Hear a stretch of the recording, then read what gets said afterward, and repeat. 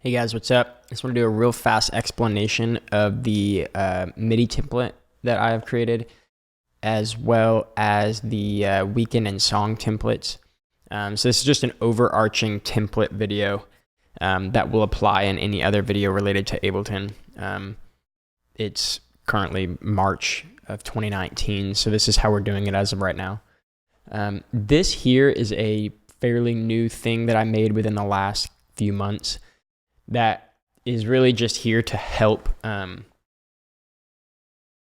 make putting certain things into sessions when you're making them quicker and easier, so they're all in one spot instead of having to either create them every single time or whatever. You know, like if you're having to create them every single time, like if you're trying to play playlist for slide 1 in the center screen, trying to remember what all those notes and velocities and all that are can be fairly frustrating. So what I did was I went ahead and made a template so that all you have to do essentially is drag them in. So like if you look over here on the left, what this right here actually looks like when you're going in a session, it looks like this. So I can go to say clicks, and I can take one of these clicks at any time and drag it right on over, like and it looks like that within inside of a session. So anyway,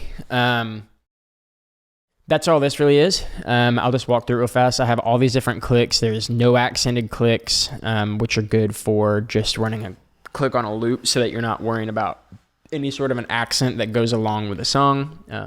So there's no getting off time. And then obviously you got 4/4, 3/4, 6/8, double accents, yada yada. Pretty self-explanatory with the guides. There are different sections. I'm still updating these as I find things that I need. But yeah, so these are all the sections that we tend to use for song title or song section parts, and these are all the pre-counted. So like this is a 4 count, 1, 2, 3, 4. Intro 2, 3, 4 here, and then 3, 4, 6, 8, yada yada. Tempo tracks are what help us keep the tempo inside of arrangement view. Sometimes it's just kind of annoying to cut and paste from the song prior, so it's easier to just drag it in. Song selection track is what corresponds to like if you're wanting to repeat a warp marker of any kind, this is what you'd use, but I also have it synced up and corresponding with the notes that are on the 25 key keyboard here at the Color Campus that selects which song we're playing. So it kind of serves a double purpose, both as a repeat and as making sure that the keyboard on the stage will correctly select which song you want it to play. The Pro Presenter track is really just a quick and easy, like I said a minute ago, way to see or way to do playlist and slide numbers for both the center screen and side screens. These are more specific to Color Campus. And then the last two are stuff that I have not started to use yet, but I have them set just in case we want to use them if we want to during a song actually bank up or down within the Nord. So say you have a song that you get on the right song selection in the Nord, but you want to, after the intro's over, turn off the verb and switch to a Rhodes or whatever. Instead of having to do that with your hands, there's the potential to be able to actually do that within some of these template things. So with that, let's move on to the weekend template. Right now we're using this New Year 2019 one. This is pretty self-explanatory. It has the opener in it. It's set at -10 dB. Everything kind of is built around that level so that every week in and out, it's the same overall volume for tracks. But